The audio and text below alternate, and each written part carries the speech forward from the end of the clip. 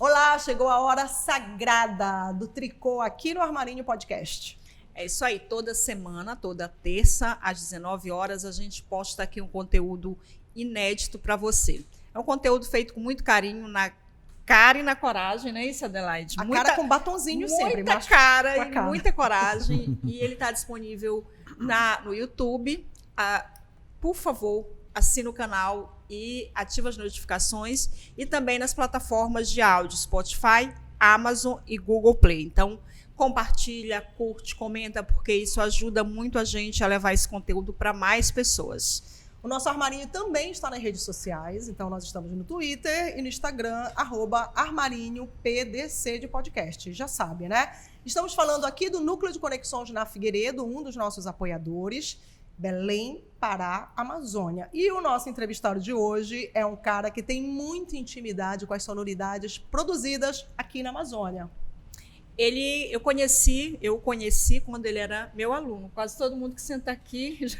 Esse é o critério básico para você ser entrevistado aqui no Armarinho. Pura você coincidência, ter pura feito coincidência. Uma avaliação de Rita Soares. Ele estudava publicidade, mas hoje é um cantor maravilhoso, apresentador, ou seja, ele resume a palavra artista, um performer, né? Podemos dizer isso? Jeff Moraes. Podemos dizer isso, gostei. Tu usas uma expressão, Jeff, que chama artivista, né? Também uso. Pois é, traduz Adoro aí. essa expressão. Eu uso também uma expressão que é um artista multimídia, que eu aprendi, inclusive, na faculdade. Na aula da Rita. Na aula da Rita. Explica pra gente como é que esses conceitos, tu consegues concretizar isso no teu trabalho, no teu dia a dia. Então, primeiro eu queria agradecer esse convite para estar aqui com vocês, né? Tricotando, é assim que vocês falam. No Armarinho, com duas mulheres tão maravilhosas, que eu admiro muito o trabalho, que foi minha professora, te acompanha há muito tempo, a gente agora teve o prazer de trabalhar junto também. Verdade. Então é um grande prazer realmente estar aqui com vocês.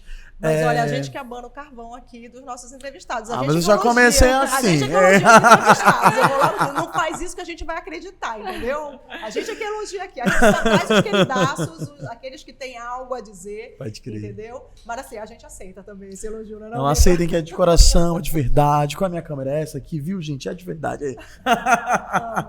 Então, meu bem, assim, eu já estou há algum tempo fazendo arte aqui na Amazônia e ao longo desses anos eu fui entendendo fui me descobrindo, entendendo um pouquinho sobre quem sou eu, sobre o que eu faço, sobre como eu faço arte na Amazônia. E ao longo desses anos eu fui colocando em prática algumas atividades enquanto artista. Como a Rita falou, né, a minha vida... Eu comecei a querer ser artista com 5 anos de idade. Eu fui na Praça da República. Para chegar nesses termos e como eu coloco em prática, eu preciso voltar no tempo, tá? Por favor. Eu, com 5 anos de idade, eu fui na Praça da República assistir um espetáculo de teatro. Fui com um tio meu e aí eu fiquei apaixonado. Eu falei que eu queria ser artista desde então. Mas não tinha perspectiva de arte alguma durante a minha infância nem adolescência. Porque, enfim, eu morava na periferia e não tinha, então, nenhum projeto de incentivo à arte. Não conseguia perceber pessoas iguais a mim na televisão. E eu sempre falei, não, eu quero ser ator. E eu nunca imaginei que eu seria cantor. No decorrer dos anos, quando eu estava no primeiro ano do ensino médio, eu fui fazer um curso de redação na Casa da Linguagem. Perdi o primeiro dia de curso e perdi automaticamente a minha vaga, porque existia uma fila muito grande. E quando você perde o primeiro dia, automaticamente tu eras cortado. Fui no segundo dia de aula... jurando que eu ia chegar no curso de redação para fazer o PRIS e PSS na época, né? E aí a moça falou assim, meu querido, você perdeu a vaga, infelizmente você não vai poder fazer o curso. Eu falei, poxa, mas eu tô aqui desde manhã, eu estava no IEP, na Praça da República. Aí eu falei, deixa eu fazer algum curso. Ela, então, tem canto, tem desenho. Eu falei, então vou fazer desenho porque eu gosto de desenhar. No meio do caminho eu falei, não, vou fazer um curso de canto, porque bora, vai que eu gosto. Também gosto de cantar, eu acho que é um pé pra arte. E isso tu tinhas o quê? Uns 16 anos, Jeff? Mais Por aí, ou menos? por aí, assim? por aí. Quase, 16, né? 17. Terceiro ano, quase. Eu sou da época do terceiro ano, tá? Exatamente. E aí, cara, quando eu entrei no curso de canto, eu fiz uma aula e tô até hoje, assim. Passaram-se mais de 10 anos que eu entendi que a música chegou na minha vida pra ficar. E demorou alguns anos pra encontrar o teatro, porque eu fiquei 3 anos estudando canto com a Jane Darwish, que foi minha primeira professora de canto. E aí precisou-se de um coro cênico no Curro Velho e eu fui pra fazer o teste pro coro cênico. Aí foi que eu entrei no Curro Velho, A Casa Linguagem é uma extensão do Curro Velho, né? Mas aí o Curro Velho me serviu, foi o que me gerou como artista. Eu falo que o Curro Velho realmente foi um útero pra mim. Então eu entendi, porque ali eu não fiz só um curso de canto, eu fiz um curso de teatro, de palhaçaria, arte e educação, manipulação de boneco. E aí eu mergulhei assim na arte e falei, caramba, é esse universo aqui que eu quero pra minha vida. Só que até então ainda não via isso como uma profissão, muito mais como algo que eu gostaria de ter, como mais uma artimanha. Agora eu vou poder cantar, agora eu posso ser ator, mas nunca imaginei que isso seria a minha profissão. No futuro próximo eu começo a trabalhar com música, cantando na noite, comecei a fazer os gigs que a gente chama na vida, né? Tocando nos bares, um barzinho aqui, um barzinho ali. E aí entrei na publicidade, comecei a estudar publicidade, depois comecei a fazer... Aí trabalhava num hospital, na parte administrativa, e essa era a minha vida, né? Quando eu te conheci, tu eras um jovem estudante de publicidade e era um jovem ainda, digamos, um pouco, até meio retraído, né? Não era ainda esse Jeff que a gente conhece, essa tão expressivo assim, né? E eu lembro que você atuava na área de atendimento de um plano de saúde, né? Exatamente. Então recebia lá as queixas, né? Muita confusão. Muita treta. Muita queixas dos clientes e tal, insatisfeitos com o plano de saúde. E aí ia para aula e trabalhava e etc. Como foi que ocorreu a virada de chave quando você disse assim, olha, a partir de agora eu sou um artista? E como foi para contar para a família, né? Porque às vezes quando tu percebes isso, mas chegar e colocar para a família, dizer assim, sabe essa profissão lá, meio administrativa, não vai mais rolar. Agora eu sou artista. Gente, foi uma loucura, porque foi um grande momento de transformação da minha vida, quando eu decido assim, eu preciso ser artista em todas as minhas potencialidades. Eu não aguento mais me dividir tanto, porque eu era o Jefferson, que trabalhava no plano de saúde, eu era o Jefferson da publicidade, e apesar de não me ver numa agência, eu falava assim, mas eu de alguma forma eu achava que a publicidade me aproximava da arte, sabe? Por isso que eu consegui, foi um curso que a minha família falou que tudo bem, pode fazer publicidade. Podia ser direito? Podia, mas faz publicidade. E aí eu cheguei a um momento da minha vida que eu falei assim, não dá, não tá dando, eu preciso mudar tudo. E aí eu também saí doido, assim, porque eu tranquei a faculdade, já quase no final do curso, tranquei a faculdade, passei em teatro na UFPA, falei assim, quando eu passei, eu falei, é o que eu precisava, bora, mano, sai doido. Aí eu saí doido, tranquei a faculdade de publicidade, larguei o emprego, saí de um relacionamento que tava muito ruim pra mim e saí da casa dos meus avós. A minha avó falou, ele tá doido, ele tá completo... É drogas isso. E não era drogas, era só a arte entrando na minha vida de forma plena.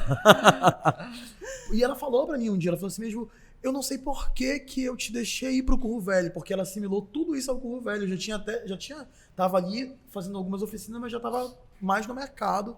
E eu falei, vó, eu só quero ser artista, eu preciso só que a senhora diga assim, olha, meu filho, se tudo der errado, volta aqui pra casa. Que peso essa avó tem na tua vida e na tua criação? Porque tu tá citando essa avó como realmente essa mulher que talvez fosse a presença feminina mais forte. Minha avó é um grande esteio, né? Os meus avós, na verdade, sou criado com vó. Então são que delícia, assim, criado com vó. Maravilha. São um grande esteio, então eu precisava muito dessa aprovação deles. E eu tive a aprovação do meu avô, ele falou assim, meu filho, você quer sair de casa? Você acabou de largar o seu emprego, trancar a faculdade, dizendo que vai viver de música, de arte. Se você quer, então vai. Eu falei, vô, eu só preciso que o senhor me diga. Se tudo é errado, eu posso voltar? A porta da minha casa vai estar sempre aberta. Eu falei, era o que eu precisava ouvir, agora deixa eu ir. Taurino, né? Demorou muito. Ela veio falar de horóscopo. O taurino que demora muito pra mudar a sua vida, quando muda, muda tudo. E, cara, foi a melhor coisa que eu fiz na minha vida, assim. Eu não me arrependo nem um pouco dos meus movimentos, porque a partir dali, eu vivi a arte em várias esferas, porque... Quando a gente pensa assim, eu fui viver de arte e romantiza. Então, pô, foi para um palco, ganhou dinheiro, leis de incentivos. E não, eu fui trabalhar fazendo chapéu. Eu trabalhei muito fazendo chapéu. Eu trabalhei em ônibus. Eu subia no ônibus com uma amiga, ela tocava saxofone, eu tocava 3 notas no violão, a gente subia vestido de palhaço, fazendo teatro, rodava chapéu, e era a grana que eu tinha que pagar meu aluguel. Eu fui muito de bar em bar, falando assim, eu sou cantor, deixa eu cantar uma música? Meia hora, não precisa me pagar, eu canto, e aí se tu gostar, na semana que vem a gente pode negociar um valor para eu fazer um gig. E assim eu fui ganhando espaço. Eu trabalhei muito, Praça da República, Praça Batista Campos e Praça da Bíblia. Eu fiz muito teatro de rua nesses lugares e rodei muito chapéu. Gente, é maravilhoso te ouvir. Assim, eu desconhecia tudo isso. Tem artistas. E assim, tu falas isso como realmente a tua primeira escola, óbvio, além de tudo, né? Do Curro Velho, que tu sempre falas do Curro Velho com muita.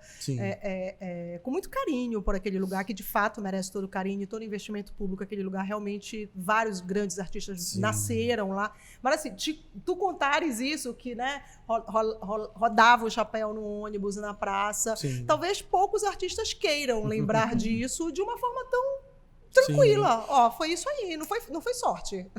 Exatamente, nunca foi sorte. E houve uma mudança até externa, da maneira como tu te veste, como tu te apresentas nos lugares. E como foi isso também? Sim. Eu acho que essa mudança aconteceu com algumas viradas de chave que eu tive na minha cabeça. Porque quando eu comecei a cantar na rua, quando eu comecei a fazer os teatros, rodar chapéu, em algum momento eu me encontro com as batucadas, com as ocupações artísticas e culturais da cidade.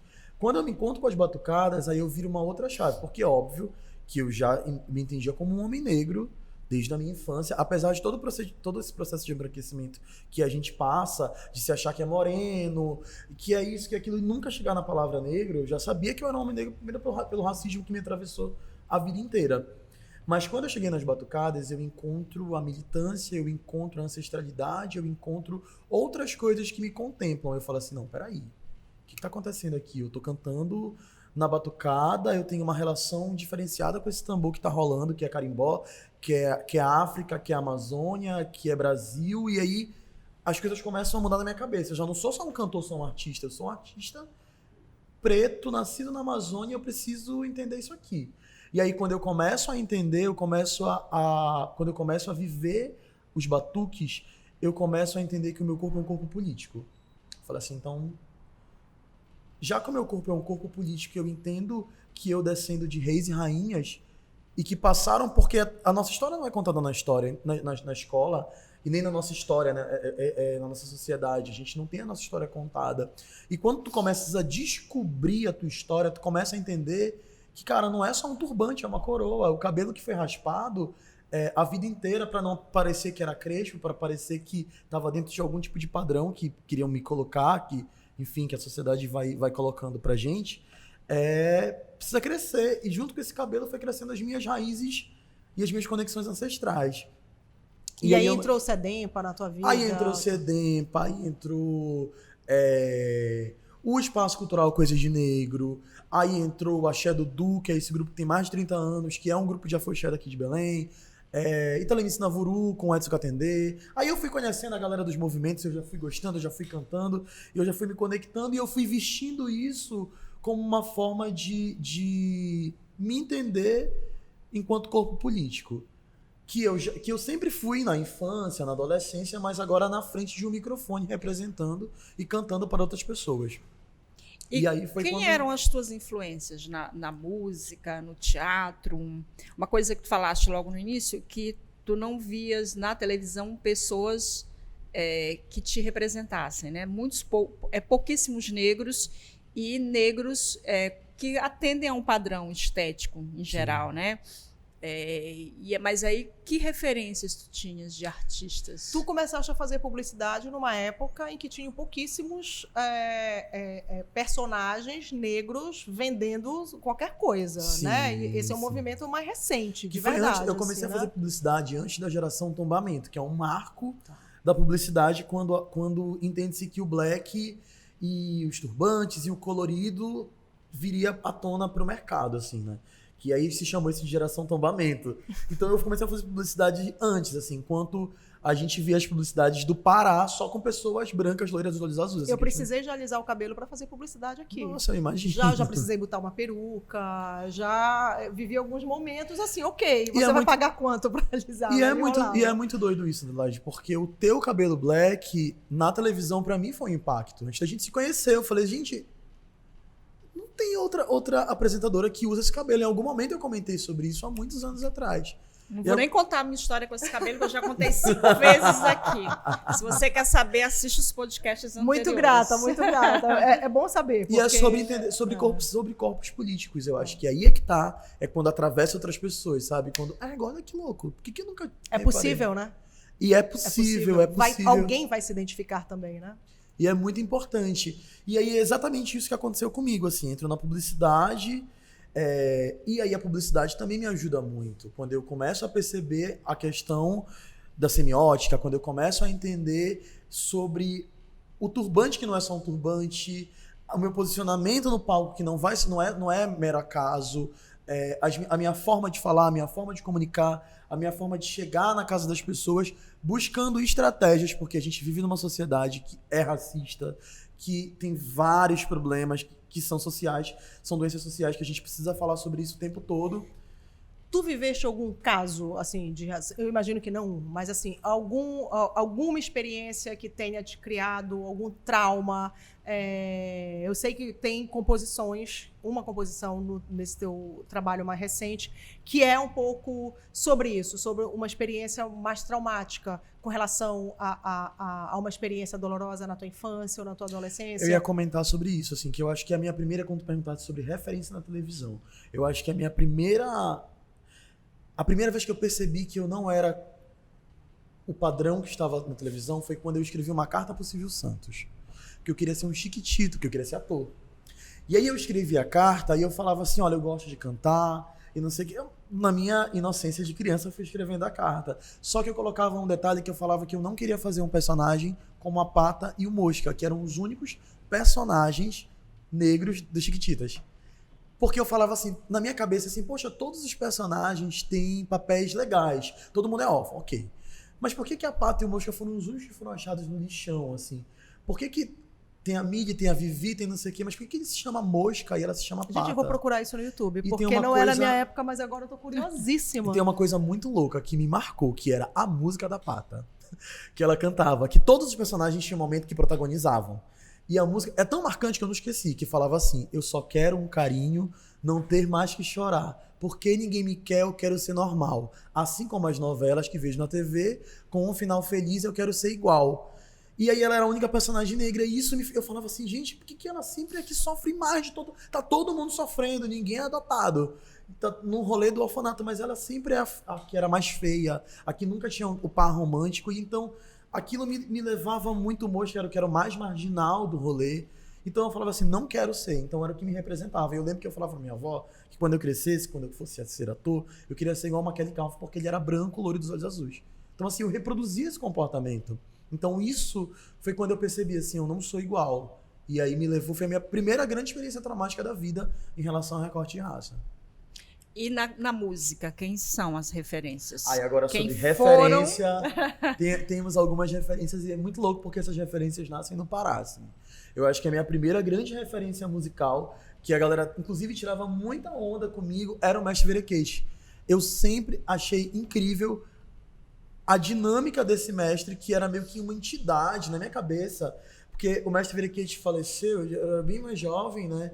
Tu chegaste a conhecê-lo? Eu cheguei a vê-lo tocar uma vez e eu achava ele muito entidade, assim. E aí, quando eu conheci o Mundé Cultural, que era a banda do Nego Rai, lá em Coraci, eu fiquei alucinado, porque eles eram mais... Não eram tão raiz, eles já tinham uma parada de uma guitarra, já era mais contemporâneo, e aquela sonoridade me deixou enlouquecido. Depois deles, eu coloco aí nessa escala, tem o Matheus Aleluia, que pra mim é um orixá vivo, que é do Recôncavo Baiano. É o meu compositor favorito. Eu acho que o Matheus Aleluia tem uma sensibilidade ímpar na forma de escrever, na forma de compor, na forma de se portar na vida, assim. Tanto que as pessoas falam que ele é um orixá vivo.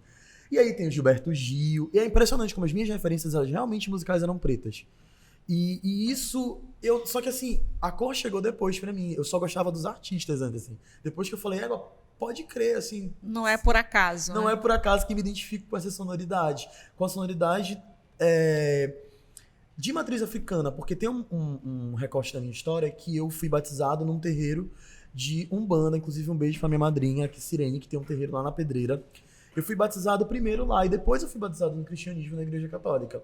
Só que com o passar dos anos... Esse batismo quando tu eras criança. Quando eu nasci. Então essa relação com as religiões afro, tu já tinha... Eu nasci numa casa. Tá. Só que minha mãe entrou depois, entrou numa igreja, e aí junto com isso veio todo o racismo religioso, então eu entendi que aquilo era do diabo, da forma mais ignorante possível e preconceituosa possível. Só que eu saio ali da igreja com 16, 17 anos também, nesse período de grande mudança na minha vida, E eu começo a me reaproximar da questão ancestral pela música. Uma igreja evangélica? Sim. Foi a música que me eu ficava assim, gente, tem alguma coisa nesse tambor Essa que batida. eu gosto, que me chama, que eu quero cantar, que eu acho bonito. E foi assim que eu voltei pra casa. Inclusive é assim que eu digo, assim, voltei pra casa através da música. Então a música me trouxe de volta pra essa conexão com a minha ancestralidade. Foi exatamente Maravilha. Diretor, você também que frequenta um terreiro, você tem alguma pergunta pro Jeff com relação a isso? Já tem. Peguei o diretor de surpresa, ele tá ali ouvindo. Não, ele estava assim, Ele tá ali meio que embasbacado concordando ali com a história do Eu Jeff. já conhecia o Jeff, mas saber da história dele é incrível, do caralho. Assim, porque é o que eu acredito. Eu acredito que o artista ele tem que ser servidor, né? Ele não tem que ser servido, ele tem que ser servidor. Ele tá aqui, ele cumpre uma função social. E aí quando o Jeff fala da história dele, eu falo, cara, é isso. Por isso que esse cara é foda. Porque ele tem porquê, entendeu? Pode crer. Qual é teu orixá de cabeça? Eu sou filho de Xangô. Tá, meu amor? Filho de Xangô, justiça, fogo puro, assim. Jeff, e como tu definirias hoje o teu estilo musical, artístico? Quem é o artista, Jeff? Eu sou um artista afro-amazônico. Eu acho que é muito importante falar sobre África e sobre a Amazônia, porque depois dessa virada de chave que tu fala assim, sou uma pessoa preta, vamos lá, Brasil, é isso e tal. E aí quando tu sais do Pará, tu começas a perceber uma outra Amazônia, né? Tu te distancia para tu entender qual é o teu lugar. Porque infelizmente a gente vive em um lugar que, enfim, sofreu com uma colonização muito escrota, e a gente vive até hoje esse reflexo de sermos muito colonizados, e precisamos passar por esse processo que é decolonial, né? Dos nossos ouvidos, nosso pensamento, nosso olhar. Então, quando eu saí da Amazônia, quando eu saí a primeira vez de Belém, assim, do estado, quando eu fui na Bahia, a primeira vez eu falei assim, não, peraí, tem alguma coisa estranha. Eu não sou só uma pessoa preta, eu sou uma pessoa preta que nasceu naquele lugar, que é um lugar diferenciado. Eu venho de uma cidade rodeada de água doce, natureza pulsante e caos urbano tão absurdo quanto uma outra metrópole. Eu sou Amazônia e eu sou África, então eu sou afro-amazônico. E eu comecei a colocar isso na minha sonoridade. Eu falei assim, quando me perguntam que tipo de música tu toca, eu falo, eu toco música afro-amazônica. E faço uma cara blasinha pra pessoa ir pesquisar. Procure no Google o que é isso. Exatamente. Isso é muito bom porque, assim, tu tem muita lucidez falando sobre isso, muitas certezas, né? Tu és jovem, né, Jeff? Tu tens 10 anos de carreira aí, talvez um pouquinho mais de 10 Sim. anos, e tu já tem muitas certezas. Tem artistas que estão, às vezes, sei lá, com 20 anos de carreira e estão tentando, eu não digo nem sobre se reinventar, mas tem alguns artistas que têm dúvida sobre o que fizeram, e tu tens muitas certezas sobre isso. Uma coisa que eu acho que, assim, anda muito do teu lado, porque eu já te vi, tu já te posicionaste sobre isso diversas vezes, é a questão da tua orientação sexual também. Sim. Eu queria como é que tu levas isso depois para tua casa? Eu estou interessadíssima sempre na opinião desses avós. É muito bacana falar sobre isso, porque tem algumas coisas, né? A família é o nosso primeiro palco, a família é o nosso primeiro abrigo, né? É aquela que vai dizer vai, ou então dizer assim, vai, mas tu não volta. Que acolhe ou não. Que ferra com a gente. E né? aí, Exatamente. esse artista negro, né, que tem toda essa trajetória aí da coisa da religião, como é depois essa questão da tua orientação sexual e também, não digo levantar bandeira, é um termo meio que já está, né, não sei se desuso, mas pode não ser tão apropriado, mas como tu colocas isso, falar sobre direitos da comunidade LGBTQIA+, direitos, né, que a gente está falando de direitos humanos, como é que isso depois chega para ti também? Eu acho que é importante falar que eu comecei a cantar em meados de 2006, 2007, ali, 2008, mas a minha avó e o meu avô só me viram cantar em 2016. Foi a primeira vez que eles me viram cantando num show. Eu tava no Teatro Margarida Esquiva-Zappa, fazendo o primeiro show do Zimba Groove, que já era a minha banda. O nome do show se chamava Identidade Preta, e a gente conseguiu lotar o teatro numa quarta-feira, que era uma pauta livre da vida. Uhum. E os meus avós foram assistir esse show, e aí me viram no palco por completo. Foi o meu primeiro show nesse teatro. E quando eu saí do palco, a minha avó virou e falou assim pra mim, muito empolgada, muito emocionada, meu Deus, tu é um artista. E aí, isso na hora, eu comecei a chorar porque eu lembrei quando ela falou lá no comecinho que a pior coisa que ela tinha feito foi ter deixado eu ir pro Curro Velho porque eu botei na cabeça que eu queria ser artista. Então ela viu que aconteceu, rolou. E logo depois disso, eu já era uma pessoa assumida, enfim, já tinha assumido a minha sexualidade, mas eu nunca tinha falado com os meus pais. Nunca tinha verbalizado isso pra minha família. Então ainda era um tabu muito grande. Inclusive eu performava no palco, falava sobre negritude, mas não falava sobre a minha sexualidade. Eu ainda tinha alguns medos, porque eu não sabia como que isso ia impactar. E aí eu lembro que a primeira vez que eu fiz isso foi também num show, foi quando eu falei sobre a minha sexualidade, foi no palco do Teatro Gasômetro. E foi surreal, assim, né? Foi quando eu me senti por completo. Porque eu consegui verbalizar pra minha família, eu consegui verbalizar pra todo mundo, e eu não tava falando assim, eu estou com uma pessoa, não estou falando assim, olha, essa pessoa aqui sou eu. E foi sensacional, porque eu me senti água mesmo, eu consegui desaguar e atravessá-los por completo. E assim, eu entendo assim como um homem negro, quando eu falo de corpo político, eu acho que quando a gente fala sobre essa sigla LGBTQIA+, sobre sexualidade, a gente tá falando de amor, né? A gente tá falando do amor na forma mais bruta. A gente ama dessa forma. Então eu comecei a colocar isso nas minhas músicas.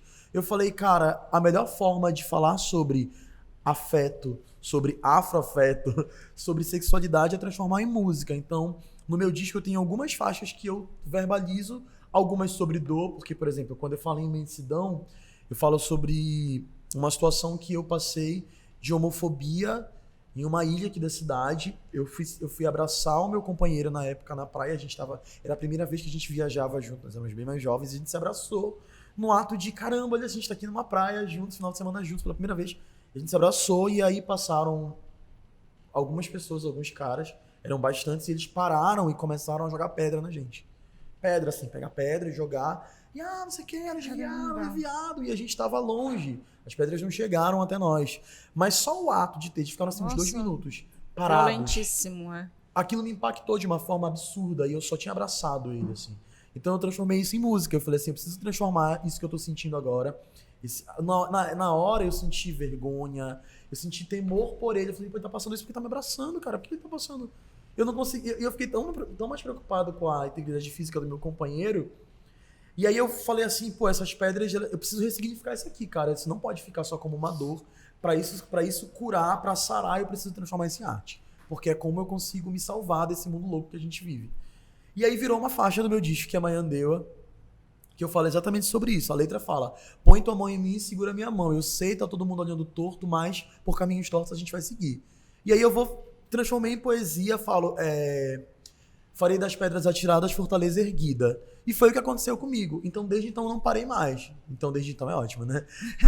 E não parei mais, assim. Eu acho que subir no palco e falar sobre amor, falar sobre sexualidade, falar sobre quem sou eu, é fortalecer outros, assim. É olhar no olho, é abraçar. Tanto que o nome da música é Imensidão.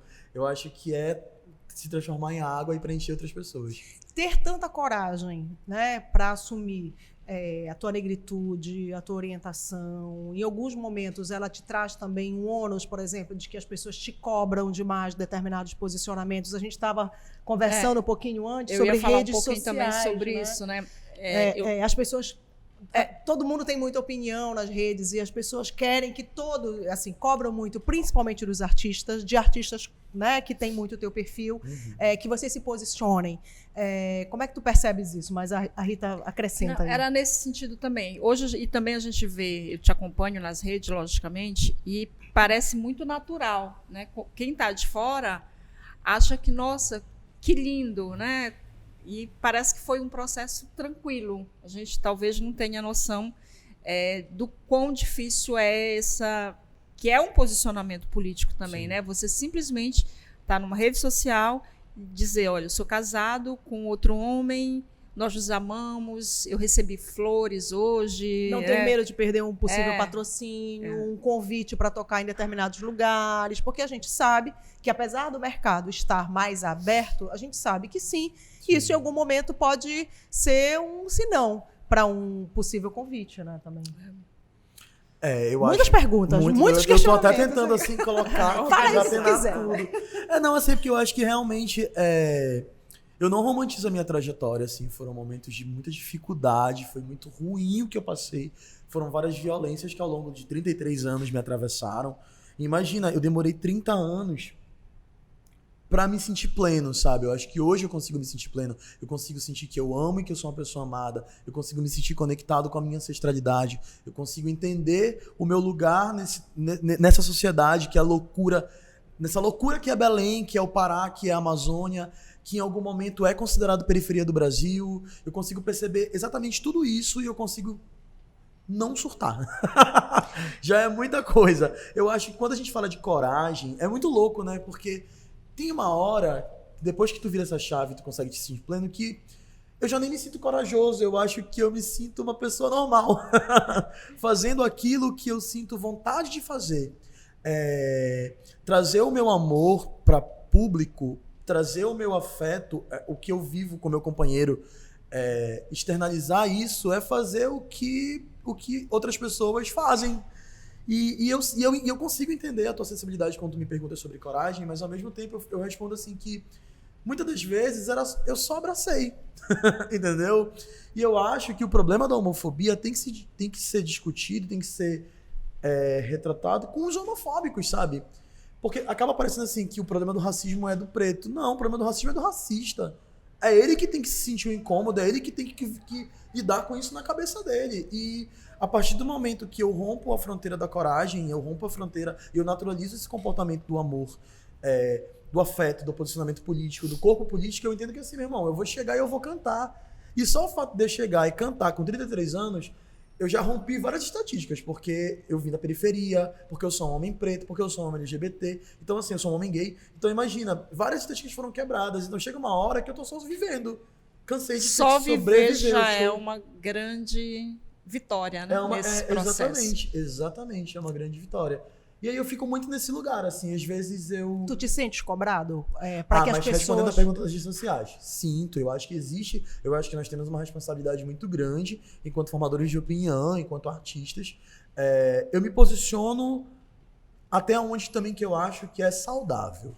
Porque eu acho que existe uma cobrança, às vezes, demasiada com todos, assim, sabe? Tipo, somente com artistas que representam muita coisa, entendeu? E eu acho que, às vezes, essa cobrança, ela passa do ponto. E, às vezes, eu acho também que as pessoas esquecem que existe a vida real. Então, eu também me conecto muito com a vida real. Eu falo assim, meu irmão, peraí, tá. Eu fiz o meu textão, eu consegui chegar, mas e a vida real? Deixa eu sair aqui desse lugar, desse espaço virtual, e deixa eu olhar no olho das pessoas, deixa eu ver quem é que tá se conectando comigo de verdade, quem é que tá me cobrando um posicionamento, mas que, às vezes, fora não vai pagar pra vir no meu show. Eu quero que o Jeff se posicione, que ele perca aquele patrocínio se ele fizer alguma coisa, mas eu não vou pagar pra ele no show dele. Então, peraí, mas eu preciso... às vezes eu não vou falar por todos, eu não vou conseguir falar por todos que eu gostaria, inclusive. Às vezes eu vou falar por menos, entendeu? Tem uma... de novo, advogada do diabo. Vai aqui, lá, né? Rita. Tem uma faca de dois gumes, essa questão do posicionamento também e das escolhas que a gente faz. Tu não teme em algum momento ser um artista restrito a um determinado público, no sentido de que talvez um artista que atenda apenas um recorte, isso deixe de te universalizar enquanto... Eu entendi o que você está perguntando, mas sabe o que eu acho, Rita? Eu acho que mesmo que eu quisesse, talvez eu não conseguisse atender a todos os públicos. Eu acho que é fato. Parece redundante, mas assim, a minha cor já me coloca em outro lugar, assim, sabe? Isso aqui você não vai chegar. Ou então, se você chegar, você tem que passar por muitos... Porque eu acho que é muito sobre também aonde você entender aonde você quer chegar e aonde você pode chegar também, sabe? Eu acho que eu tento colocar o meu pé muito no chão. Mas a questão, por exemplo, fazer uma música regional é um problema para ti? Tipo, ser um cantor regional ou fazer música paraense? Por que não ser um cantor, simplesmente um cantor? Então, aí essa pergunta eu te devolvo, assim, porque essa provocação, eu tenho falado muito sobre isso. O que nos faz ser nacional e o que nos faz ser regional? Eu nasci em Belém e eu faço música regional paraense. Se eu tivesse nascido em São Paulo, eu ia fazer música regional de São Paulo? Ou então música regional do Rio de Janeiro? Por que um exemplo, eu faço música há mais de 10 anos, eu apresento um especial de uma grande emissora uma vez por ano, eu trabalho com outros programas, eu tenho diversas linguagens artísticas que eu me conecto, mas eu sou um artista local, regional de Belém do Pará, que vai ser... Isso, e não é ruim, não é sobre ruim, mas assim, aonde nós somos colocados quando se fala de mercado. Se eu tivesse nascido no Rio de Janeiro, em São Paulo, e fizesse tudo que eu faço, eu ia ser um artista local? Eu ia ser Necessariamente não é ruim, mas pode ser limitador, né? Mas é limitador, porque eu acho que o que acontece... A geografia, e não só, você tem os maiores veículos lá fora, né, as gravadoras estão lá fora, eu todos os acho players. que esse que é um grande problema, porque que a música de Belém, a música da Amazônia, porque eu acho que a gente sofre isso muito... O Nordeste conseguiu furar algumas bolhas, mas também tem, mas é muito pra gente, assim, eu acho que a gente fica nesse lugar de... Não, até aqui é artista nacional. Dali pra cá, não. Ali é tudo local, regional, é tudo... Parece que fica meio pejorativo. Eu acho que só como pejorativo, não quando sai da tua boca, não quando a gente comenta entre nós, porque a gente consegue entender. Mas quando a gente olha a nível de mercado, a gente fica nesse lugar, parece assim, não, mas aqui é a periferia, aqui é a cozinha. Inclusive, pra você ser visto, você tem que vir pra sala, que é o Sudeste. Onde tudo gira, e é real, gira. Lá tem as grandes emissoras, lá tem as grandes gravadoras. Mas assim, eu tenho me perguntado muito sobre isso, e tenho muito feito essa provocação pra mim e pra quem me rodeia, assim, sobre esse processo de descolonizar os nossos pensamentos isso mesmo. te angustia, te dá vontade de sair de Belém, às vezes? Eu acho que sair de Belém, geograficamente falando, sim, mas nunca sair do Pará. Nunca sair da Amazônia, nunca perder o que me deu chão, assim, sabe? Eu acho que isso é o que eu mais... Eu falo muito sobre isso, que pra ser macro, eu quero ser grande no meu micro, aqui no meu lugar. Eu quero que a minha cidade me reconheça. Que a minha cidade me reconheça no meu sotaque, me reconheça na minha música, me reconheça... É um trabalho de formiguinha, eu tenho certeza que é muito árduo e muito difícil, mas assim, é o que me faz feliz, é o que me faz sentir de verdade. Eu quero saber como é que tu consegues manter a tua sanidade mental e essa felicidade toda aí, né? Esse carisma nas alturas. Como é que tu consegues... Um Rivotrilzinho ali, um Lexotanzinho ali. Um pouco de salada, um pouco de droga. Né? Tem uma pergunta aqui do diretor sobre a questão de um artista afro-amazônida e numa região que é pouco associada com a África e com a negritude, que é a Amazônia. A gente pensa em Amazônia, e de fato o Thiago estava falando isso, a gente pensa muito mais no indígena, né? E parece que a gente não se enxerga, né, como uma região que tem também essas raízes negras. Fortes, como é né? isso? Muito presente. Olha, a presença de quilombos aqui sim. sempre teve muito, né? Respondendo a pergunta da Adelaide, às vezes eu surto sim, às vezes eu fico num lugar de frustração, às vezes eu fico num lugar de égua. Caramba, será que vai rolar? Será assim que eu tô... Até onde eu vou ter essa força? Até onde eu... Tem uma hora assim que a gente fica, meu Deus, caramba, peraí. Gente, a gente existe aqui. E isso conecta muito com o que tu estás me falando, porque... É exatamente esse processo de entender que o norte do país é um lugar muito preto, um lugar muito negro, em vários aspectos, inclusive e nessa mistura dos povos originários com a população negra. Pô, a gente tem no Marajó o maior número de quilombos ativos do Brasil, né? Imagina só, eu já tive a oportunidade, inclusive, de trabalhar num quilombo, que foi no Quilombo do Barro Alto.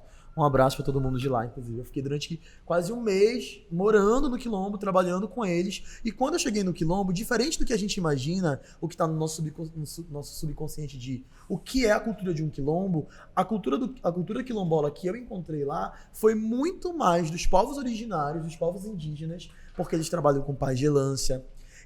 As lendas que eles falam tá muito mais relacionada à questão do Penamaracá, as relações completamente indígenas. É impressionante. Eu fiquei muito impressionado, porque eu pensei que eu ia encontrar muito África e eu encontrei um outro rolê, que é aqui, sabe? Que é nosso, que se fundiu e se transformou. E que só tem aqui, que obviamente só vai conseguir ter no Marajó, né? Que é único, né? Exatamente. E é muito louco. Quando a gente pensa assim, mas a Amazônia se correlaciona muito mais com a questão dos povos indígenas. Mas a gente não consegue perceber isso de forma plena, tá? Na nossa musicalidade. A gente não consegue perceber isso de forma plena nas nossas...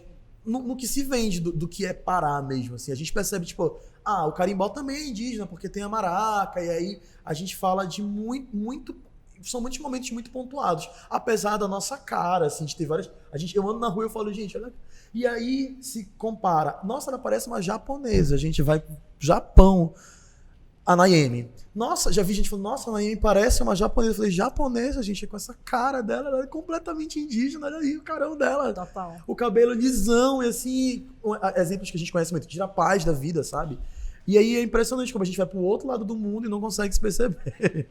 Tem um apagamento dessa negritude na Amazônia, não tem? Tem uma... Percebes isso? Com certeza, eu percebo isso de forma prática. Por exemplo, a gente não consegue... Se foi romantizado, inclusive na poesia, a palavra morena. E a palavra morena nada mais é do que uma tentativa de embranquecer a população e de não se reconhecer enquanto pessoas pretas. Porque quando a gente reconhece a negritude, muda tudo.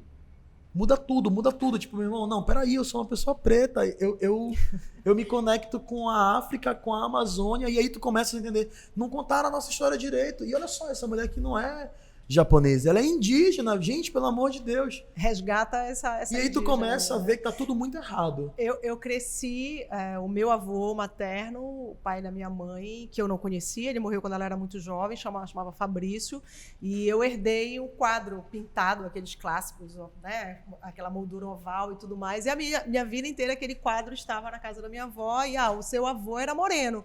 E aí, né, tinha lá todos os traços, até que um dia eu olhei e falei assim, gente... Ele não era moreno, gente. Ele era negro, pelo amor de Deus. Por que não usaram a palavra correta? E aí era uma forma de suavizar. Na minha família tinha o uma velho loucura. Fabrício, mas o velho Fabrício era negro. Era isso. Gente, na minha família é uma loucura, porque a gente entra no colorismo, aí entra na discussão da miscigenação, que foi algo, uma tentativa de nos embranquecer. Porque, por exemplo, o meu irmão ele era considerado moreno escuro. Eu era considerado moreno claro. O meu pai é um negro retinto, tal qual o meu avô. Então, assim, era uma loucura. E aí tu acabas ficando nesse limbo, nesse não lugar. Mas peraí, o que que eu sou? Porque quando eu cheguei pra branquitude achando que eu era moreno claro, que eu me aproximaria dele, eu falei assim, meu irmão, não, pelo amor de Deus, gente. Esse menino aqui, e o racismo gritando na minha cara, meu irmão, ei, se toque. Então é muito louco esse processo de descoberta, de se entender mesmo, enquanto pessoa preta nascida aqui. Tu toma café? Tomo. Tá chegando um cappuccino pra Esse gente. cappuccino é da Frida Stock, é a loja que nos veste. Gente, eu amei. Não é? Elas são finas. Elas não Eu têm achei uma patrocínio. coisa fina. Elas têm um apoio. Traz um lencinho pra gente, Brenda. Porque teve uma gravação que a gente não colocou no ar, mas eu tomei um banho depois do cappuccino. A pessoa, sabe, assim, meio que boca furada e toma um banho. Olha, Jeff, eu acho que é um lindo momento. A gente tem um quadro aqui, que agora ele já é real mesmo, que a gente... Que são Na segunda temporada a gente vai ter uma vinheta para esse quadro, para viu, esse diretor? quadro, né? Agulhadas.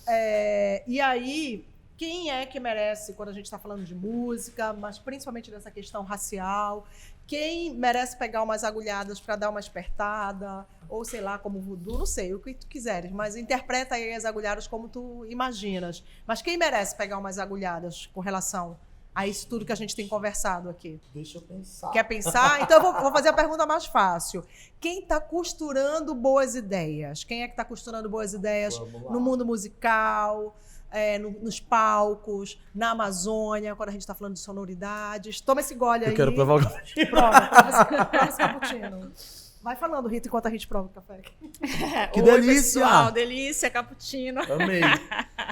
Ai, gente, a pergunta mais fácil, vamos lá, vou responder, vou começar por ela. Eu acho que existe um movimento muito incrível de jovens artistas que têm se conectado muito e eu tô gostando bastante de ver, porque eu acho que essa nossa união agora vai reverberar muito positivamente no futuro, porque eu acho que, infelizmente, a gente passou por esse processo de brigar pelo muito pouco, pelo quase nada, por um mercado que acaba que não existe com muita força para nós artistas. Eu acho que, infelizmente, fazer arte no Brasil é difícil, tu imagina?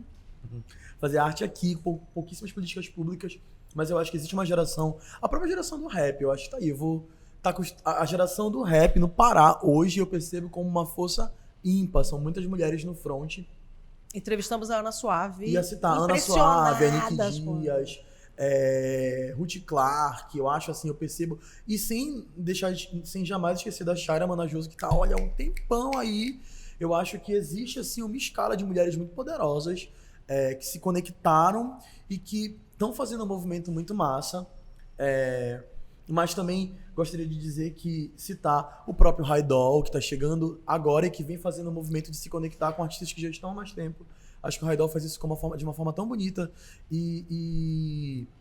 Raidol, a gente quer te entrevistar. Teu nome Inclusive, tá lá na nossa lista. Já disse sim. Já disse sim. Olha Segunda aí. temporada. Ouviu na por segunda favor. temporada. Segunda temporada, O diretor tem já botou Raidolzinho. seu nome lá na nossa gira também. Só fique sabendo de antemão disso. Não discute, só vem, né? Cara, e assim, eu acho que tem muita gente fazendo muita coisa bacana pra música, sabe? Eu acho que a gente vive num momento... E quem não tá? Quem merece as agulhadas? Quem tá atrapalhando todo esse rolê bacana? Quem tá prejudicando? Toma mais um gole. Vai, toma esse gole.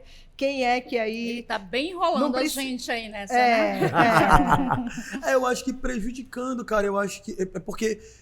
O que poderia estar melhor? Assim? Eu acho... Não, o que eu ia te falar, assim, eu acho que tem uma coisa que me deixa muito chateado, ainda aqui na nossa cidade, que é esse processo das pessoas não conseguirem entender as potencialidades dos artistas que existem aqui, sabe? Então eu acho assim, que esse rolê de ainda tá buscando o que vem de fora, de ainda tá nesse rolê de, mas o que é bom é o que vem de fora, e a gente não consegue se perceber, já tá muito defasado. Eu acho que tá mais do que na hora das pessoas, da população mesmo, sabe? Começar a consumir mais os nossos artistas, sabe? A nos ouvir, porque vai rolar uma identificação por diversos fatores, para além da música, pelo sotaque. Eu acho que precisamos de mais festivais, precisamos de mais incentivos, mas precisamos também do público, saca? Eu acho que o público precisa ouvir mais e consumir mais a Amazônia. Porque senão, cara, a gente fica... Eu tô cansado, sabe, dessa história, dessa novela, que é assim, você mora em Belém, você vai para São Paulo, dá certo em São Paulo, para poder ser respeitado em Belém. Porra, desculpa, não pode falar. Pode? Pode, então, porra, mas assim... Tá entendendo? Eu acho que já tá na hora de mudar isso, assim, já tá cansado, já cansou. Se a gente não se enxergar, se a gente não se perceber, a gente vai ficar nesse limbo, sabe? Então vamos lá. E parece assim que existe um muro gigantesco entre o regional e o nacional, e para ser nacional eu preciso ir lá ouvir das pessoas de lá, dizendo assim, não, olha, gente, pessoal de Belém, ó, ouve o Jeff que ele é bom. Aí vem, nossa, o Jeff agora é bom, olha aí. Então eu acho que isso me deixa muito cansado. Eu acho que é algo que precisa ser alfinetado. E aí eu queria falar um pouquinho, eu ainda tenho duas perguntinhas, tá? Tá, Rita Soares, tá liberada. Dos sampleados, que eu acho um projeto muito É legal. muito bom falar disso, até porque a gente tá numa plataforma, inclusive, você que tá nos vendo, isso tudo que o Jeff falou, a gente não canta, eu e a Rita, não, né, a gente não vai ousar, não tem aula com o professor Jeff que resolva isso pra gente, Poxa. mas a gente tá arriscando aqui nesse mundo da internet, a gente precisa da sua assinatura aqui no canal, que você acione o sininho, entendeu? Isso é super importante pra gente, para que a gente possa ter fôlego para continuar fazendo o conteúdo que a gente está fazendo agora. Hoje a gente está concluindo a primeira temporada, depois tem a pausa, a reflexão, mas a gente vai voltar, vai mesmo. E é isso que a Rita fala, de você estar, de repente, com mais de 1 milhão de visualizações aqui nessa plataforma, que também estamos, né, no YouTube com os Sampleados. Sampleados, fala dessa experiência, como foi. O Sampleados é uma delícia. Primeiro que eu vi o Sampleados nascer, assim, porque eu lembro que o dia que o Léo falou pra Viviane Mena que ele ia fazer o Sampleados, eu tava do lado A dela. Vivi Mena, que era professora, né? que Estácio foi minha Fábio, professora né? também. Tá. E aí a Vivi tava me orientando para algum trabalho, o Léo chegou e apresentou todo o projeto. Eu ouvi o projeto inteiro, dos primeiros episódios. E eu fiquei assim, gente, essa ideia desse menino é maravilhosa, eu vou roubar essa ideia. Se eu não roubar, eu vou estar junto. Não é né? isso, se eu não roubar, eu vou estar junto. E aconteceu, no futuro próximo, o Léo me convidou para fazer, eu fiz a edição 6 dos Sampleados. Aliás, a gente precisa trazer o Léo aqui, hein? Opa, Olha, boa. mais um, que tá vindo a terceira temporada agora, né? E já é um spoiler, eu vou estar na terceira temporada, vou gravar Eles semana gravaram que no vem. Marajó, né? E agora a segunda temporada vai ser gravada em ilhas aqui perto, então vai ser incrível. Mas aí depois o Léo me bate se eu for dar muito spoiler, né? Então eu vou falar só até aqui. Mas assim, foi muito legal, porque eu entrei num momento delicioso, que foi no aniversário do Ver o Peso, homenageando o Ver o Peso. O Sampleados vinha de 5 edições que fazia mashup de bregas, que eu acho incrível, inclusive. Mas nessa edição do Ver o Peso, ele resolveu fazer cantando só carimbó. E aí eu e a Naime entramos para ser os protagonistas da história, que era um casal que vinha do outro lado do rio para ir pro Ver o Peso, e foi aquela loucura, meio mundo encantado amazônico. E, cara, foi sensacional. Eu tive um retorno incrível. Eu sempre conto uma história que eu tava lá em Salvador, num encontro de estudantes de arte. Eu tava numa palestra e comecei a ouvir um carimbó. E falei, gente, tá rolando um carimbó aqui na UFBA. E aí eu coloquei a cabeça pra fora da janela. E era eu que tava cantando, era uma música dos Sampleados. E a galera de lá tava montando uma coreografia. Então, assim, virou um cartão postal, saca? A galera, quando quer mostrar a cultura amazônica, pega assim, vê aqui os Sampleados. E aí Pô, foi sensacional, assim, eu me conectei com vários outros artistas. A tua relação com o audiovisual é super intensa, né? Sim, sim. Estás fazendo um projeto agora que é muito bacana, né? Pode falar sobre esse projeto também? Sim, Pode, claro. pode, então fala. Vou falar sobre tudo isso. Eu tô no Papo de Raiz, que é um projeto muito massa, é um trabalho legal, porque a gente tá na segunda temporada do programa, que fala sobre... Eu faço um mochilão pelo Pará, e aí eu vou em busca de personagens que usam a cultura como uma forma de transformar a realidade que eles vivem. Então, eu já estive em Marabá, eu fui em Serra Pelada agora com o Detson, que é um cara sensacional. Marabá, eu entrevistei o Bino, que é um artista visual incrível, que, enfim, faz grafite em ferrugem, que é uma coisa... Gente, precisam conhecer o trabalho do Bino. O Detson de Serra Pelada é um cara que trabalha com teatro e também é DJ dentro da comunidade. Enfim, Serra Pelada tem essa história louca que foi o maior garimpo a céu aberto do mundo. Então, assim, ele conseguiu ressignificar aquele lugar que foi um lugar que depois ficou de muita dor, né? Por conta de tudo que aconteceu naquele espaço. Ele ressignificou com arte, eu fui lá conhecer a história dele. Em Parauapebas eu conheci a Dona Maria, que é uma senhora que trabalha com biojoias, que é uma mulher incrível, que trabalha... É muito legal, eu vou falar um pouquinho da Dona Maria, porque ela é um personagem muito inspirador, assim, eu fiquei muito tocado. Porque ela coleta sementes na Floresta Nacional do Carajás e na cidade, e ela transforma em biojoias. E ela fala que quando as pessoas colocam as joias, ela está levando um pouquinho da energia da floresta. Então ela começou a capacitar mulheres em estado de vulnerabilidade, assim, que sofriam violência em casa, que estavam passando por problemas com dificuldades financeiras, psicológicas, e ela começou a trazer elas para dar oficina de para dar oficina de biojoias, e essas mulheres foram curadas através desse contato com a arte, com as sementes da floresta. É incrível. Então, Fernando assim, Sektovic, que é o Fernando diretor. Sektovic é o diretor, o Thiago Pelaz é uma equipe incrível. Manda um beijo pra todo mundo do Papo de Raiz, o Wilson. E os meninos têm uma sensibilidade ímpar, né? Por trabalhar com o Fernando e com o Pelaz é muito gostoso, porque eles são muito gente boas, é muito leve. Tem uma hora, assim, que a gente nem percebe que tá trabalhando, assim, que nem é trabalho de tão legal que tá sendo. E fazendo audiovisual na Amazônia, falamos disso com a Jorane, que tá longe de ser fácil também, mas somos guerreiros nesse sentido. A Tem tua mais uma carreira perguntinha, tenho. né, Eu queria falar um pouquinho em termos práticos. A tua carreira está em que ponto neste momento? Como é que tu gerencia essa carreira? Vamos lá, né? Olha, a minha carreira... Eu lancei disco, né? Lancei disco, vai fazer um ano, o lançamento do Tambori Beat. Fazer uma pergunta que meu pai faria. Tu já tá conseguindo viver disso? Tô conseguindo viver, gente, eu estou conseguindo viver. E assim, é mais legal porque eu saí da linha do sobreviver para viver. Antes eu estava só sobrevivendo. Boa. E eu acho que agora eu estou conseguindo viver melhor. Essa pergunta de mãe, né? É muito pergunta de mãe, muito pergunta de mãe. Mas sim, tô conseguindo viver muito melhor hoje em dia com da arte que eu tô desenvolvendo. Eu acho que eu consigo sentir que, apesar de 10 anos se passaram, que eu ainda tô no começo de muita coisa boa que tem por vir. Tenho fé nos orixás. E aí é muito bacana, porque eu consegui identificar algumas linguagens e trazer pra minha vida. Então, assim, eu faço show, eu canto, e aí eu também faço teatro, de vez em quando eu dou aula de teatro, e eu faço audiovisual. Então, assim, isso foi um grande presente pra mim. Trabalho com as minhas redes sociais também. Então, trabalho com publi, essas coisas, se quiser me contratar. Adoro. Jeff, a pergunta mais difícil desse podcast. Como é lidar todo dia com alguém se apaixonando por ti? Porque é inevitável, amigo. Eu preciso dizer isso, cara. Gente, pelo amor de Deus, te ouvir falar tudo, saber quem tu és, assim... Eu já tinha comentado. Precisavas ver ele nas aulas de teorias da comunicação. Gente, eu ia falar a teoria da comunicação. Teoria da comunicação. Ele falou em Ficaste semiótica reprovado? aqui. Gente, eu passei na teoria de comunicação. A Rita foi a pessoa que me fez entender, entendeu? Tá não lembro vendo? mais, não lembro mais. Ela me fez entender, Tá eu vendo? consegui Não, passar. ele passou em teoria, entendeu semiótica, esse foi o melhor aluno. Mas vamos lá, não foge dessa pergunta. Como é todo dia alguém se apaixonar por ti? Porque todo mundo um dia se apaixona por ti. Todos os dias alguém se apaixona. Pode ser a dona menina lá de Parauapebas da Biojoias, pode ser na hora que tu vai pegar o Uber, mas é inevitável, assim. Tu és um cara mega carismático. Ah, Mas é. Agora é a hora que a gente precisa dizer isso, porque é real. A gente também não vai dizer isso pra todo mundo, viu? Porque não dá pra mentir. Mas assim, como é? Como é que tu lida isso? Como é que tu lida com fã, com hater, né?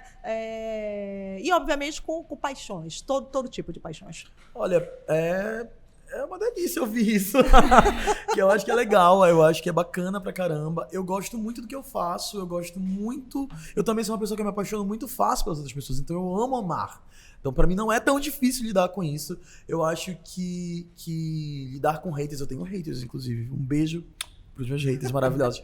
De vez em quando... Pra manter a gente alerta. É, o ó, hater é. mantém a gente alerta. Ele faz o contraponto, gente. Nem todo mundo é só amado, nem Jesus, né? Aquela que já vem com Jesus, né?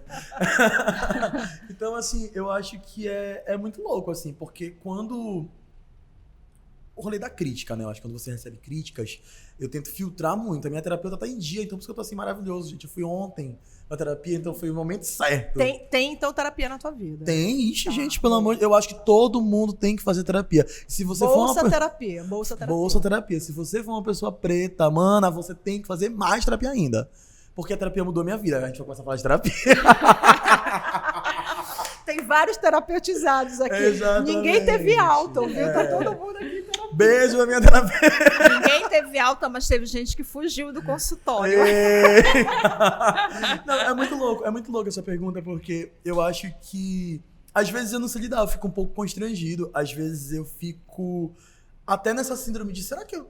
Mas, gente, qual o papo, assim, é sério? Síndrome do impostor. Síndrome do impostor. Muito, muito, muito, assim, vários momentos. Hoje menos, assim, hoje eu entendi que eu acolho, recebe que você tá, se você tá recebendo é porque você tá dando também. Então, eu consigo com plenitude, mas durante muitos anos eu ficava assim, eu acho que a pessoa tá mentindo. Acho que a pessoa tá, de verdade... Na hora que tu recebias um elogio. Eu falei assim, acho que a pessoa tá exagerando, você tá sendo simpática, nem é tudo isso, acho que não.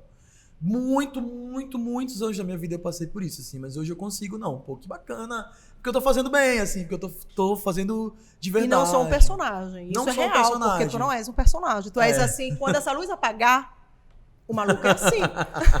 Agora, o povo quer saber. Tu és casado com um cara que também se posiciona muito fortemente nas redes. Aham. Como é que é isso? Como é Menina. essa... Às vezes um ele... influenciador. Às vezes ele... tu compras as tretas dele, ele compra as tuas. Como vocês Sim. lidam com isso? Menino, Gabriel é ariano, já começa daí. Ariano e taurino, assim, olha, é fogo e terra, entendeu? São dois planetas completamente diferentes que resolveram se encontrar e se unir. Então é muito intensa a nossa relação. Que delícia. Desde o começo sempre foi Que tudo delícia, muito que intenso. delícia. E aí, mas assim, é intenso para o bem e para o mal também. Então, às vezes, a gente discorda dos nossos posicionamentos. Eu acho que a gente se unifica muito em muitos aspectos. Mas em alguns momentos a gente discorda. Inclusive, a gente chegou à conclusão de que a gente não precisa concordar em tudo para estar junto. Porque senão a gente até enjoa de uma Vai pessoa. durar esse relacionamento. Tomara, eu sou muito apaixonado por ele. A gente tá vivendo um momento muito bacana. Porque a gente, inclusive, namorou durante esses quase 2 anos e meio. E agora a gente começou a morar junto. Então a gente tá lá no rolê de descobrir agora um outro É uma nova papo, assim, etapa, uma né? nova etapa, mas tá sendo gostoso. De vez em quando uma loucinha surge, uma briguinha, mas aí tá tudo certo. Delícia. Mas Jeff, a minha questão é o seguinte, para quem olha, tá ela de quer, fora... ela quer cavucar, isso é Não, mas danado. vamos lá. Eu gostei pra- dessa provocação. Para quem tá de fora, às vezes a gente corre o risco de olhar para vocês e ver um corpo único, digamos assim. Isso é A muito, opinião muito dele difícil. é também a tua ou vice-versa. Como Não. é que vocês trabalham para que pareçam que as pessoas entendam que vocês são indivíduos diferentes, né, que têm posições às vezes diferentes? Cara, então, isso é muito difícil, viu, Rita? A gente tá vivendo, inclusive, isso nesse momento, né? Eu acho que, às vezes, a gente... Eu tento, inclusive, separar uma coisa que é fundamental. Existe o Jeff Moraes, existe o Jefferson. Assim. O Jeff Moraes é a minha pessoa jurídica. É a minha empresa, e essa empresa se posiciona, eu tenho todo cuidado, é meu patrimônio, meu maior patrimônio é meu nome, Jeff Moraes, minha empresa. Existe o Jefferson Andrique, que meu sobrenome é Andrique, tá? Depois ela vai falar que não gosta do teu nome, tu nunca fala Andrique, gosta do meu nome. Andrique com CK no Com final? CK no final. Então, assim, na minha pessoa física, eu tento deixar muito claro que, por exemplo, o Gabriel é muito difícil, tá? Mas o Gabriel namora com o Jefferson Andrique, óbvio que a empresa acaba se misturando. Tanto que a empresa dele é o Égua Preto, que é o Instagram dele. E a gente se unifica em algum momento, mas a gente tenta sempre de uma forma muito... Às vezes fica meio nebuloso. É difícil tu conseguir separar, né? Quando a tua empresa é a tua cara. Tu já sofreste hater por conta de postagens dele e vice-versa? Eu nunca sofri hate por conta das postagens do Gabriel, mas a gente aconteceu de nós sofrermos hate juntos, assim, tipo, de pessoas falarem mal da gente estar junto, de falarem mal dele pra mim, ou então de mim pra ele. Isso já aconteceu várias vezes, assim. Tem muita gente desocupada no mundo, não tem, A gente não? não tem o que fazer. Oxe, mas só tem, né? Eu quero saber o que que vai, o que que tem. Gente, ele é um homem, ele chegou, ele estava numa gravação na Cidade Nova, tá? Que é aqui, né, na fronteira Belém-Ananindeua, a região metropolitana, para quem não mora em Belém, para quem não conhece muito a nossa geografia aqui. E ele gravou muito cedinho, e ele disse, vou chegar talvez atrasado. Ele não chegou atrasado, ele foi pontualíssimo. Chegou antes de mim, diga-se de passagem. Ele já esteve em Marabá, Serra Pelada, Parauapebas, muito recentemente, Marajó. É uma agenda louquérrima, né? E o que tem ainda para esse finalzinho de semestre e o restante de 2022? Cara, é uma agenda louca, mas eu também amo essa agenda louca. Eu gosto, inclusive, de estar nessa loucura toda. Bem, eu vou gravar clipe agora, vou gravar mais um clipe de uma música do disco. Estamos trabalhando nessa pré-produção, pedindo a Deus que o Fernando e o Pelati tenham agenda. Estamos aí nesse rolê de gravação de clipe, mas eu vou começar uma turnê do meu disco, é uma turnê independente que está sendo feita assim. Mas está acontecendo, fechamos 3 shows. Vai ser a turnê do meu disco. O nome da turnê é Tambori Beat, então ela vai começar dia 7 de julho em Altamira, no Fecante, que é um festival de música. Dia 14 de julho a gente está no Marajó, no Festival de Culturas Marajoaras. Foi muito legal porque eu consegui fechar shows em festivais que eu me conecto de alguma forma, e aí eu consegui levar a turnê do disco, levar o show do disco, porque eu acho que é muito importante que eu tenho muita vontade de sair do estado com o meu disco, fazer show dessa turnê fora do estado, mas eu acho muito importante que eu primeiro faça as cidades do meu estado. A circulação por aqui. A circulação por aqui é fundamental. Talvez ir no Amazonas, subir um pouco mais. Nossa, vai ser meu sonho. Eu tô articulando pra ir no Tapajós, tem articulação pra ir em Orem, Marabá, onde foi mais, meu Deus, e em Parauapebas. Então, assim, são lugares que eu tô focando nesse público e tô brigando com a galera de lá. Vamos, gente, eu quero ir. Olha, como um bom taurino, deixa eu ver, a gente tá gravando 12:28 já, como um bom taurino que acordou muito cedo, porque ele rema, ele grava, ele dá entrevista, daqui a pouco ele vai estar com fome, se é que já não está, porque eu conheço também, né? Daqui a pouco a gente vai se despedir aqui do nosso Armarinho Podcast, mas a gente estava brincando antes de gravar, falando sobre astrologia. Tu leva super a sério? Eu levo a sério, gente. Consulta o horóscopo todo dia?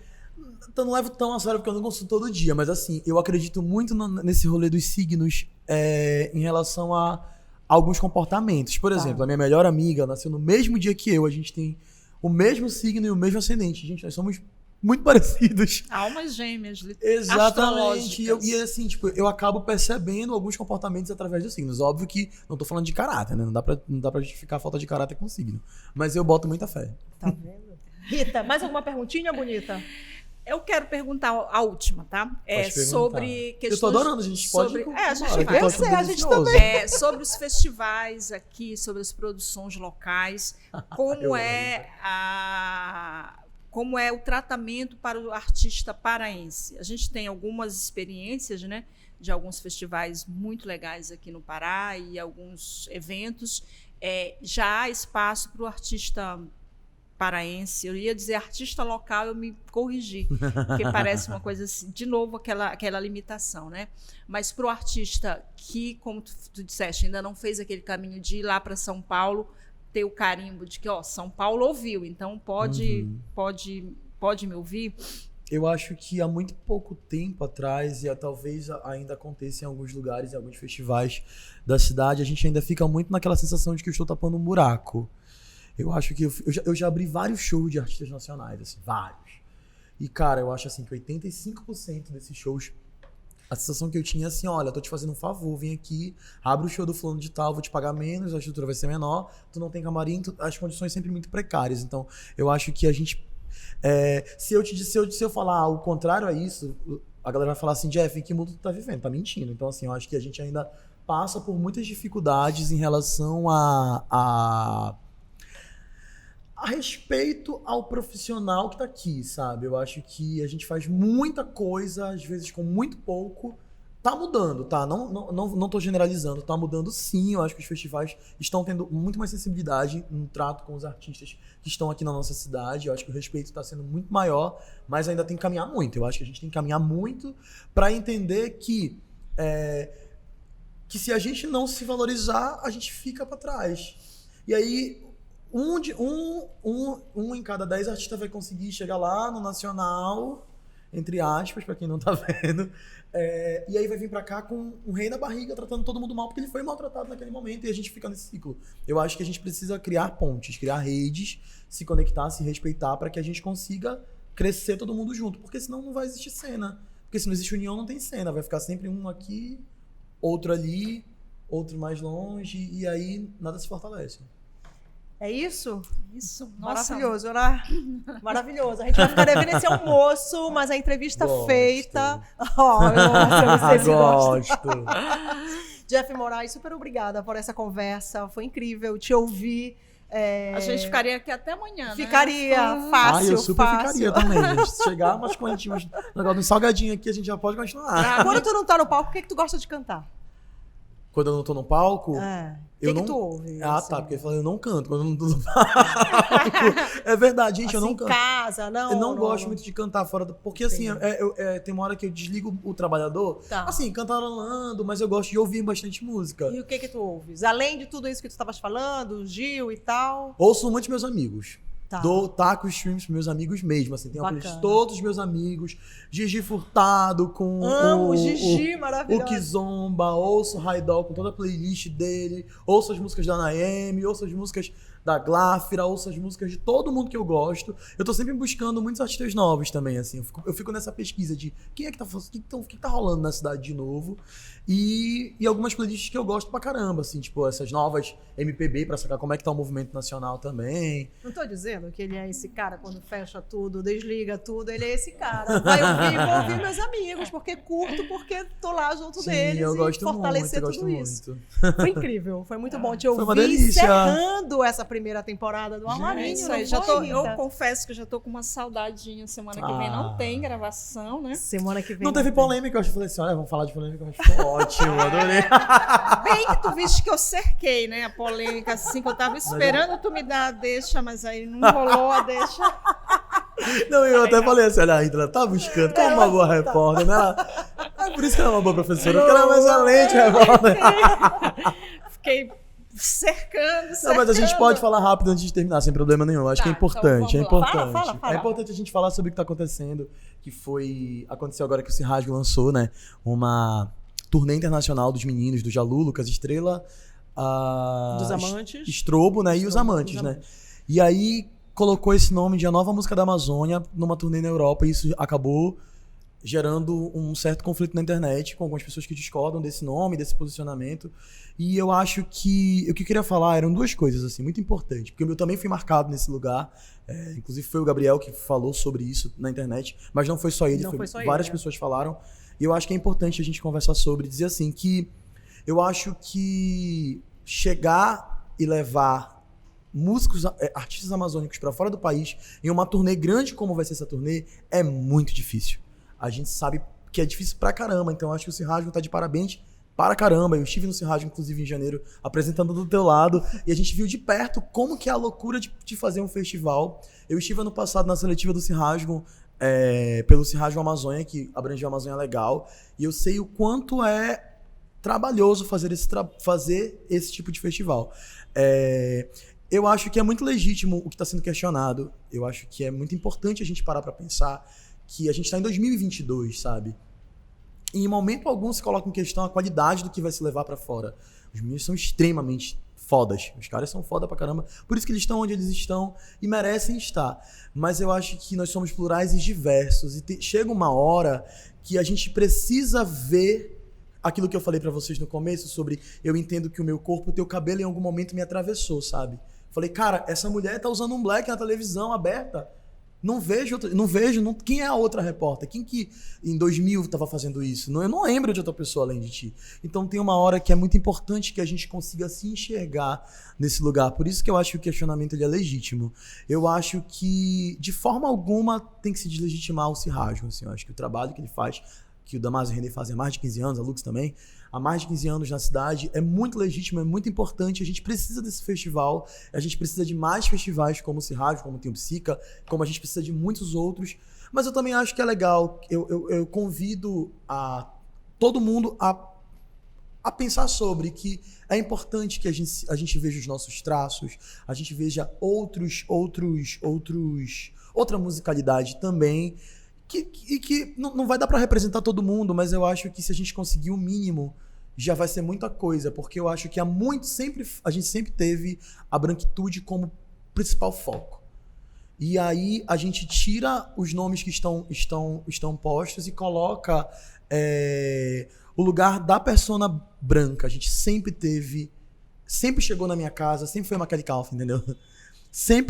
Eu sempre vi pessoas brancas nesse lugar, mesmo que com dificuldades, porque existe dificuldade, a gente está falando de Belém do Pará, que é considerada a periferia do Brasil, chegando na Europa. Então é foda pra caramba a gente conseguir chegar através.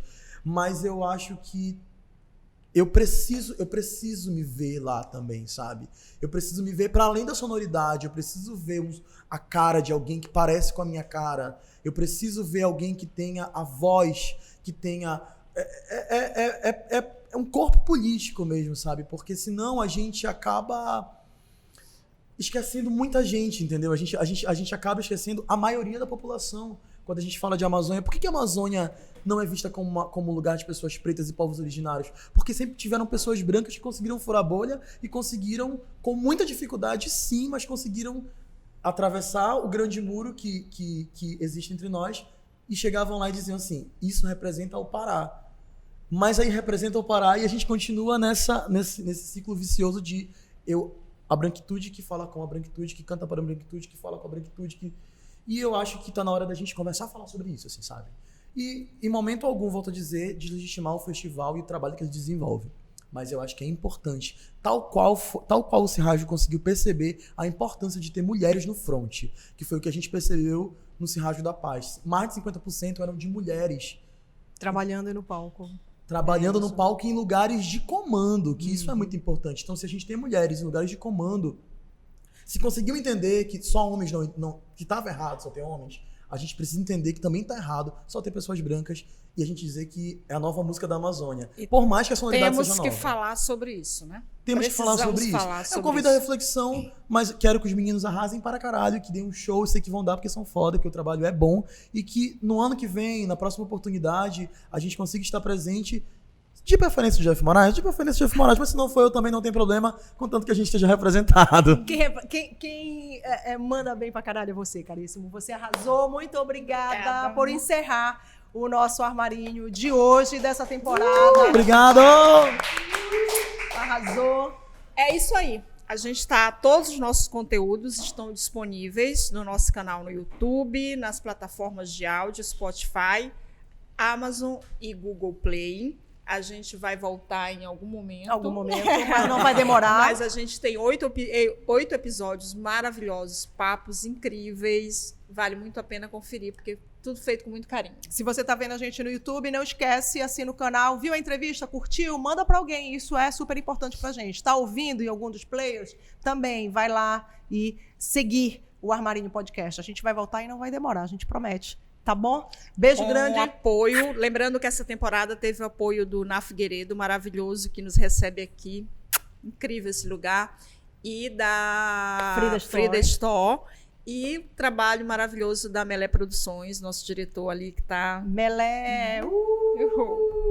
Muito bom, muito bom. Beijo no Igor Cabeludo que tá aqui, Igor Negrão, Thiago Thompson, a Brenda, e a Joaninha não veio nossa hoje. Maravilhosa. A gente somos poucos, mas somos, olha, poderosos também, né? É isso. Beijo, obrigada. Obrigada pela audiência e visualização. Até a próxima.